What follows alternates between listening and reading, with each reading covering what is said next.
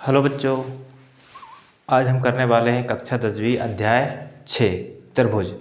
इसके पहले हम 5 चैप्टर तक कंप्लीट कर चुके हैं, जिसमें कुछ इम्पोर्टेंट बोर्ड एग्ज़ाम के लिए जो भी क्वेश्चन थे वो सारे करवा चुके हैं और उसके महत्वपूर्ण ऑब्जेक्टिव को भी हम सॉल्व करवा चुके हैं। ठीक है, तो पहले पुरानी वीडियो को वॉच करते रहें ताकि आपका बेस क्लियर होता रहे और उसके आगे हम सारे जो भी टॉपिक बचे हुए हैं, जो भी चैप्टर बचे हुए उनको आप कंप्लीट करवा देंगे। ठीक है ना। ये चैप्टर है आपका त्रिभुज। तो सबसे पहले हमें, ठीक है, त्रिभुज और त्रिभुज में समरूपता के बारे में बताया गया है। समरूपता क्या होती है, सर्वांग समता क्या होती है। ठीक है, तो हम यहाँ देखेंगे। सबसे पहला है आपका कि समरूपता क्या होती है। क्वेश्चन आपका आएगा, समरूपता किसे कहते हैं, समरूपता होती क्या है, समरूप आकृतियाँ किन्हें कहते हैं। ठीक है, पहला क्वेश्चन ये बनेगा।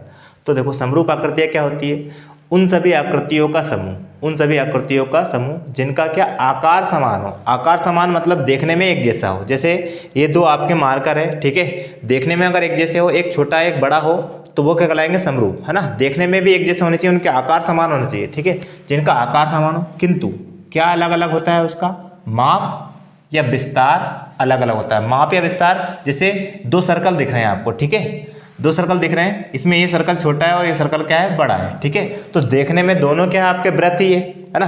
दोनों सर्कल देखने में सेम है तो समरूप कहलाएंगे, लेकिन इनका आकार जरूरी नहीं है समान हो या नहीं हो। ठीक है, तो परिभाषा इतनी सी है, उन सभी आकृतियों का समूह जिनका आकार तो क्या है, समान है, किंतु माप या विस्तार क्या है, अलग अलग है, समरूप आकृतियां कहलाती हैं। अब ये सभी की समरूपता हो गई। आपकी त्रिभुज की समरूपता की बात करें, चतुर्भुज की समरूपता की बात करें, वृत्त की समरूपता की बात करें, सभी की समरूपता की परिभाषा ये हो जाएगी। ठीक है, जैसे एग्जाम्पल के तौर पर लिखा है सभी वृत्त, सभी वृत्त एक ही त्रिज्या के नहीं लिखा, बस लिखा सभी वृत्त। जैसे दो सर्कल है आपके, ये पहला वृत्त है और ये दूसरा वृत्त है।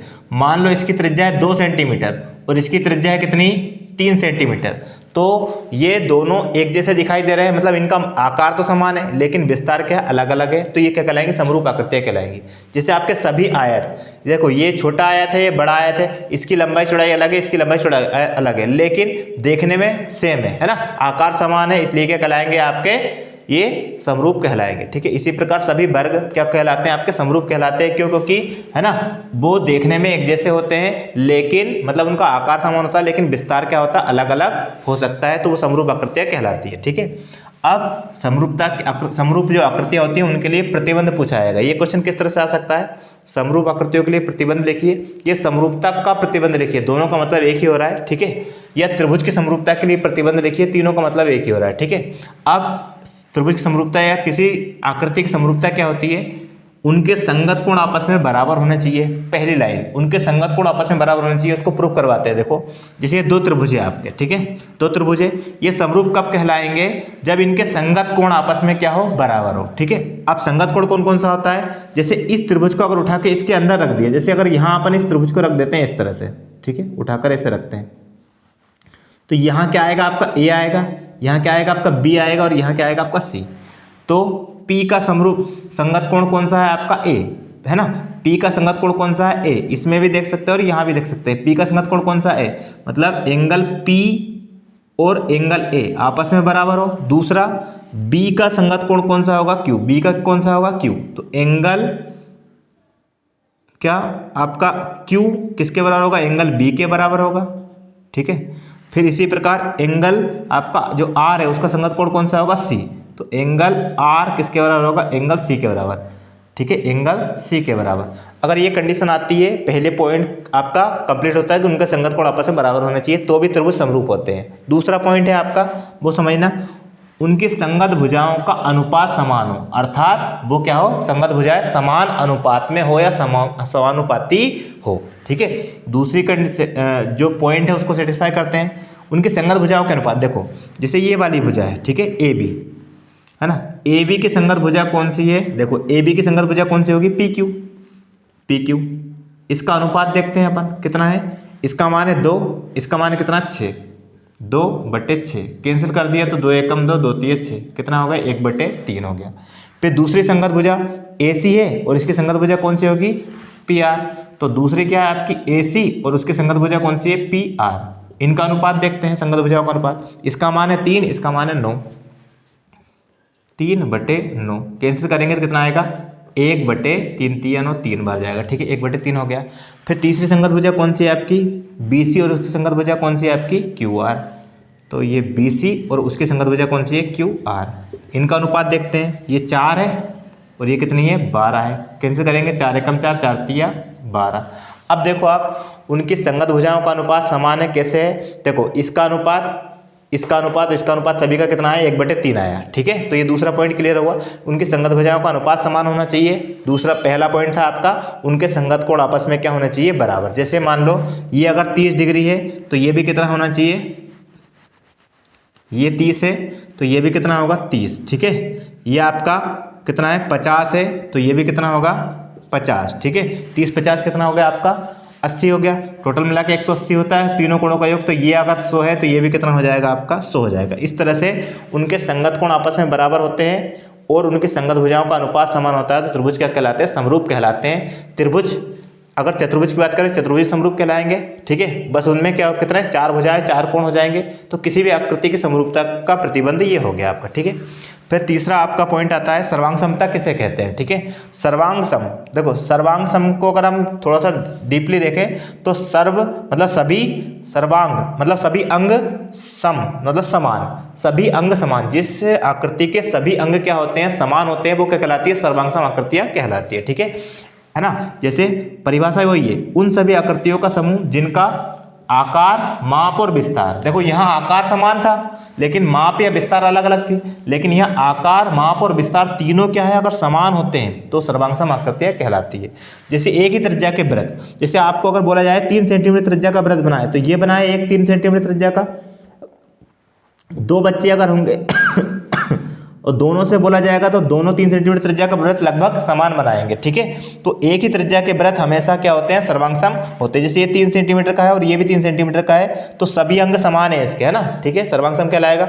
जैसे सभी वर्ग, जैसे मान लो एक वर्ग बनाया जिसकी भुजा कितनी थी, 4 सेंटीमीटर, 4 4 4 वाला, ठीक है।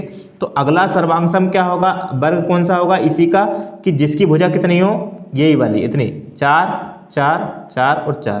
तो समान भुजा के वर्ग भी क्या कहलाते हैं, आपके सर्वांग सम कहलाते हैं। इस तरह से आप तीनों डेफिनेशन मोस्ट इंपोर्टेंट है ना। अगला क्वेश्चन हम देखते हैं।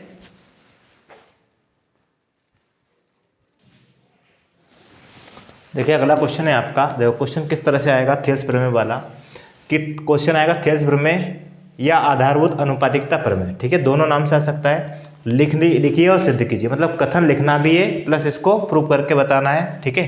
तो कथन क्या होता है वो हम इस चित्र से समझेंगे। देखो क्या है, अगर त्रिभुज, यदि किसी त्रिभुज, मतलब कोई सा एक त्रिभुज है, ठीक है, यदि किसी त्रिभुज में किसी भुजा के समांतर, मतलब कोई सी एक भुजा, जैसे 3 भुजाएं AB BC और कौन सी AC, 3 भुजाएं हैं, ठीक है। तो हम किसी एक भुजा कौन सी हमने ले ली, BC, किसी एक भुजा के समांतर कोई सरल रेखा खींचे, मतलब एक सरल रेखा खींचनी है जो किसके, एक किसी भुजा के समांतर, कौन सी भुजा के समांतर है, BC के समांतर एक सरल रेखा खींचे। तो ये जो रेखा है सरल रेखा, अन्य दो भुजाएं कौन कौन सी बची, इसके तो समांतर खींची, तो अन्य दो भुजाएं बची, एक तो AB बची और एक क्या बची, AC। अन्य दो भुजाओं को क्या करती है, समान अनुपात में विभाजित करती है, समान अनुपात में विभाजित करती है, मतलब AD/DB का अनुपात बराबर होता है AE/EC के, ठीक है। ये फिर से सुनना, यदि किसी त्रिभुज, एक आपका त्रिभुज है, इसमें एक भुजा कौन सी है, BC, तो किसी भुजा के समांतर कोई सरल रेखा खींचे, एक हमने D लाइन खींच दी जो क्या है, BC के समांतर है, तब ये D लाइन इस दो भुजाओं को, कौन कौन सी, AB को और AC को समान अनुपात में व्यक्त करती है, मतलब AD/DB का अनुपात समान होगा AE/EC के। ये आपका थ्योरम है, तो वही आपका थ्योरम में लिखा है, यदि किसी त्रिभुज में एक भुजा के समांतर, है ना, एक भुजा के समांतर कोई सरल रेखा खींची जाए तो वह रेखा अन्य दो भुजाओं को समान अनुपात में विभाजित करती है। ये आपके थ्योरम है, ठीक है, कथन हो गया आपका। अब सिद्ध करना है, अपने को प्रूव करना है, तो सबसे पहले हमें क्या, एक त्रिभुज बनाना पड़ेगा। तो हमने एक त्रिभुज बनाया, तो देखो ज्ञात क्या है अपने को, एक त्रिभुज ABC है, ठीक है, जिसमें D लाइन किसके समांतर है, BC के समांतर है, D लाइन किसके समांतर है, BC के समांतर है, जो AB और कौन सी AC को कितने, D और E बिंदु पर क्या कर रही है, काटती है, ठीक है। ये तो हमारा आ गया, ठीक है, ज्ञात है के बाद क्या आता है आपका, सिद्ध करना है, सिद्ध करना है। सिद्ध क्या करना है कि इन भुजाओं का अनुपात क्या होगा, समान। मतलब ये जो समांतर लाइन खींचते हैं वो अन्य दो भुजाओं को समान अनुपात में व्यक्त करती है। मतलब AD बटे DB का अनुपात बराबर है AE बटे EC के। ये अपने को सिद्ध करना है, ठीक है। अब बात करते हैं क्या आता है सिद्ध करने के बाद, आती है रचना। रचना में क्या होता है आपको, रचना में हम जो हम एक्स्ट्रा करते हैं वो लिखते हैं। अभी हम क्या करेंगे, देखो यहाँ से एक तो लंब डालेंगे यहाँ से, ठीक है ना। एक लंब तो ये हो गया आपका, D से डाल दिया अपन ने, ठीक है ना। कौन सा, DM लंब डाल दिया, है ना, ठीक है। किस पर, AC पर। और इसी प्रकार यहाँ से, ठीक है, यहाँ से एक लंब डालेंगे, कौन सा, ये वाला, ये, ठीक है। EN लंब डाल दिया कौन सी लाइन पर, हमने AB पर, ठीक है। फिर हमने B को E से मिलाया, देखो ये B को E से मिलाया और C को D से मिलाया। जो हमने अलग से किया है वो क्या आता है आपका, रचना में आता है, ठीक है। एक्स्ट्रा हमने किया है तो देखो वो हम यहाँ लिखेंगे रचना में कि सबसे पहले हमने क्या किया, कौन सा, DM लंब है, लंब डाला किस पर, AC लाइन पर। देखो ये DM लंब है AC लाइन पर, ठीक है। और फिर एक और लंब डाला, कौन सा, EN, ये EN लंब डाल लिया कौन सी लाइन पर, AB लाइन पर, ठीक है। तथा क्या किया, B को E से और C को किससे मिलाया, C को D से मिलाया, ठीक है। ये हमने रचना में किया। रचना में हम अलग से कंस्ट्रक्शन का मतलब ही क्या होता है आपका कि जो प्रमेय है उसको प्रूव करना है। प्रूव करने के लिए हम अलग से जो कुछ करते हैं वो क्या कहलाता है आपका, रचना कहलाती है, कंस्ट्रक्शन कहलाता है, ठीक है ना। ये रचना हो गई। अब हम करते हैं प्रूफ, करते हैं उपपत्ति हो गई आपकी, प्रूफ, ये उसको बोलते हैं उपपत्ति, है ना। प्रूफ में हम जो पहले देखो, ठीक है, अब हमने ये बना दिया, हम क्या करेंगे, एक एक लंब की बात करेंगे। इसको आप, है ना, पहले इसको रहने दो, इसको छोड़ दो अभी, ठीक है, ये, है ना। और ये वाली लाइन, इनको अपन प्रूफ करेंगे, ठीक है। देखो कैसे प्रूफ करेंगे, है ना। तो ये आपका लंब है किस पर, इस पर, ठीक है। चूंकि त्रिभुज कौन से की बात कर रहे हैं, देखो DM लंब है किस पर, AC पर, है ना, ठीक है। DM लंब है किस पर, AC पर। तो कौन सा त्रिभुज लेना है अपने को, ये वाला त्रिभुज लेना है, ADE, है ना। तो त्रिभुज एरिया निकालना है ना, एरिया, एक मिनट,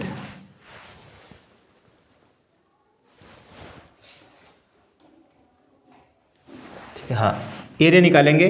एरिया किसका निकालेंगे, सबसे पहले ADE का, ADE, है ना, ठीक है। एरिया ऑफ ADE मतलब इस त्रिभुज ADE का क्षेत्रफल। फॉर्मूला आपका होता है 1/2, है ना। यहाँ अपन फॉर्मूला लिख देते हैं, क्योंकि त्रिभुज का क्षेत्रफल का फॉर्मूला क्या होता है आपका, देखें आप, समकोण त्रिभुज है ना, त्रिभुज का क्षेत्रफल बराबर फॉर्मूला होगा 1/2 इंटू आधार इंटू ऊंचाई। क्या होगा, 1/2 आधार इंटू ऊंचाई। तो ये वाला फॉर्मूला हम लगाएंगे यहाँ। तो देखो 1/2, ठीक है, कौन से त्रिभुज की बात कर रहे हैं, ADE की, ADE, है ना। 1/2 इंटू क्या, आधार का मतलब होता है जिस पर अपन ने लंब डाला है वो आधार कहलाएगा, और जो एक ऊंचाई क्या कहलाएगी आपकी, लंब कहलाएगी। तो आधार कितना है इसका, AE, आधार कितना है इसका, AE, इंटू लंब कितना है इसका, DM, आधार इंटू ऊंचाई, DM क्या है आपका, लंब है, ठीक है। ये इक्वेशन आपकी हो गई फर्स्ट, है ना। ये आपकी एक इक्वेशन हो गई, आपकी फर्स्ट हो गई। अब सेकंड इक्वेशन देखते हैं वो कैसे बनेगी, देखें ना, ये पहली इक्वेशन हो गई। अब दूसरी इक्वेशन के लिए हमने कौन सा त्रिभुज लेंगे, ये वाला त्रिभुज लेंगे, ठीक है, ये वाला त्रिभुज लेंगे, ठीक है। तो त्रिभुज क्या लेंगे अपन, तो त्रिभुज एरिया ऑफ ट्रेंगल, है ना, ठीक है। ट्रेंगल कौन सा, ECD, EC और D, ठीक है। इसका क्षेत्रफल निकालेंगे तो फॉर्मूला वही रहेगा 1/2 इंटू आधार, आधार कितना है आपका EC, ठीक है, आधार कितना है आपका EC इंटू ऊंचाई। अब देखो ये जो आपकी ऊंचाई है ये आपकी ऊंचाई है, ठीक है, और ये जो CD का मान है वो किसके बराबर होगा, इस DM के बराबर। जो CD का मान है, अगर ये समांतर लाइन है तो जो CD का मान है वो किसके बराबर होगा, DM के बराबर। तो आधार तो आपका EC आएगा, लेकिन जो ऊंचाई है वो CD की जगह पे कितना आएगा आपका DM ही आएगा। ऊंचाई कितनी आएगी आपकी, DM आएगी, ठीक है। इक्वेशन क्या हो गई आपकी, ये सेकंड है ना। भाग देते हैं समीकरण 1 भागित समीकरण 2, ठीक है। समीकरण 1 में 2 से भाग देंगे, LHS में LHS से भाग देंगे, RHS में RHS से। एरिया ऑफ ट्रायंगल ADE बटे एरिया ऑफ ट्रायंगल ECD, ठीक है, बराबर यहाँ 1/2 इंटू AE इंटू DM बटे इसमें आ जाएगा 1/2 इंटू EC इंटू कौन सा आपका DM, ठीक है। अब जो कैंसिल हो रहा है वो कैंसिल कर देते हैं। देखो ये आपका कैंसिल हो रहा है, DM से DM कैंसिल हो रहा है, 1/2 से 1/2 कैंसिल हो रहा है। तो आपका इक्वेशन क्या बन रही है, एरिया ऑफ ट्रायंगल ADE बटे एरिया ऑफ ट्रायंगल ECD, ठीक है। दोनों का मान कितना आ गया, AE, दोनों का रेशियो कितना आ गया, AE बटे EC आ गया। ये इक्वेशन क्या हो गई आपकी, थर्ड हो गई, ठीक है। अभी हमने पूरा जो आपका चित्र था उसको हाफ कर लिया। जो इसमें देखो दो चीज़ें थी, DM लंबे AC पर, ठीक है, और EN लंबे AB पर, ठीक है। तो ये EM लंबा अब AB अब बना के और एक और आपकी इक्वेशन बनेगी। वो कैसे बनेगी, देखो आप यहाँ से अपन बनाते हैं ये EN लंबा है किस पर, इस AB लाइन पर, ठीक है। और फिर हमने इसको B को E से मिला दिया, तो ये वाला लेंगे आप, ठीक है। तो देखो कौन सा लेते हैं अपन, ध्यान दें।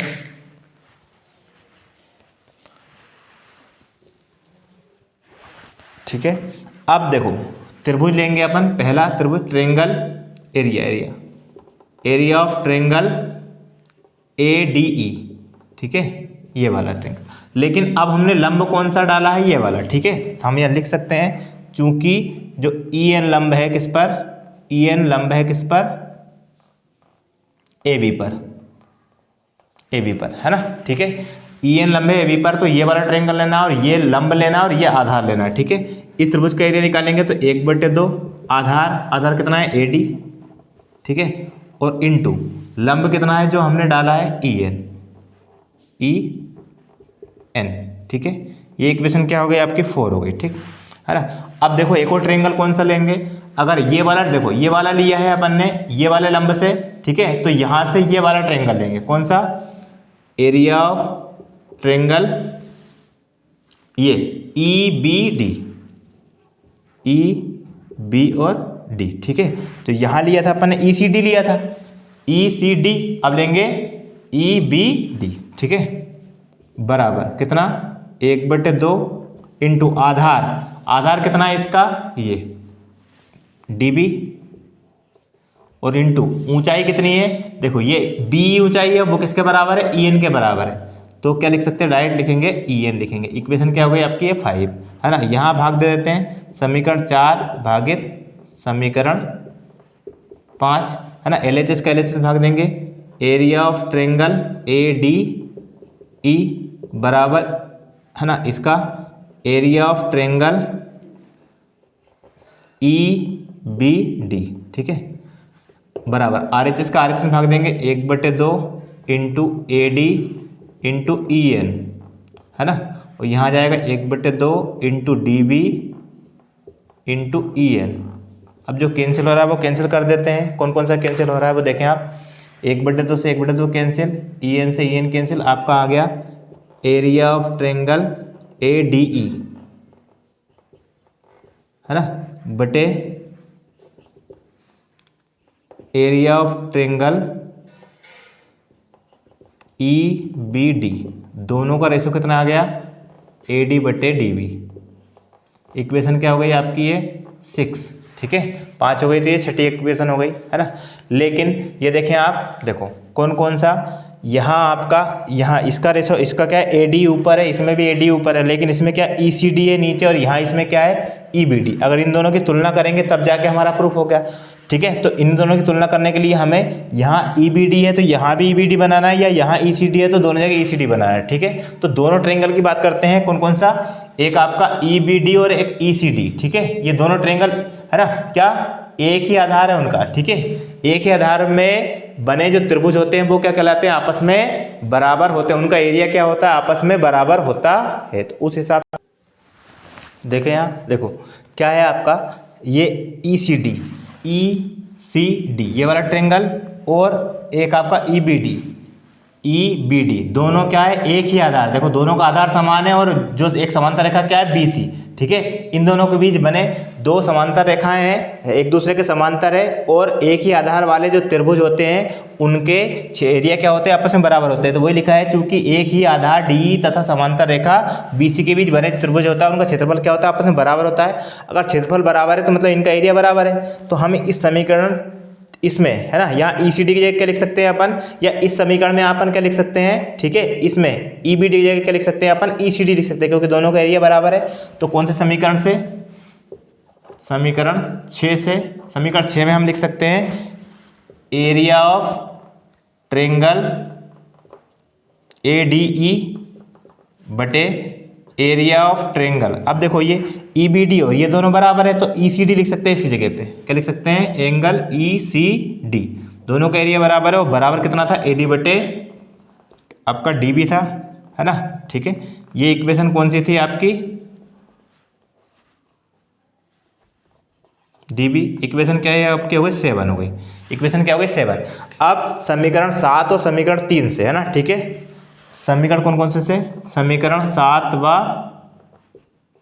3 से दोनों की क्या करते हैं? तुलना कर रहे हैं। देखो इसका LHS समीकरण 3 का LHS और समीकरण 7 का LHS बराबर है। अगर LHS बराबर है इसका मतलब है इसका RHS और इसका RHS क्या होगा? आपस में बराबर होगा। तो दोनों की तुलना अगर हम करते हैं तो इससे क्या हो जाएगा आपका? इसका RHS AD बटे DB बराबर हो जाएगा इसके RHS AE बटे EC के। AE बटे EC के क्यों बराबर हो जाएगा? क्योंकि इस देखो ये समीकरण 3 था, ठीक है, और ये समीकरण क्या था आपका? 6 से हमने क्या बना लिया? 7 बना लिया। इसकी जगह पे क्या लिख दिया? ECD लिख दिया। अब समीकरण 7 की और जैसे ही 3 की तुलना करी तो इनके LHS दोनों के बराबर है। अगर LHS बराबर होते हैं तो इक्वेशन के RHS आपस में बराबर हो जाते हैं। तो दोनों की तुलना करने पर क्या हो जाएगा? इसका RHS और इसका RHS आपस में बराबर हो जाएगा। ठीक है, और यही प्रूव करना था कि उनकी भुजाओं का अनुपात क्या है? आपस में समान होता है। ठीक है, आई होप कि आपको वीडियो पसंद आया होगा, तो लाइक और शेयर कर सकते हैं, सब्सक्राइब कर सकते हैं, है ना। और बाकी आपको अगली नेक्स्ट क्लास में इसके आगे वाले जो भी क्वेश्चन रहेंगे, है ना, वो हम करवा देंगे। ठीक है।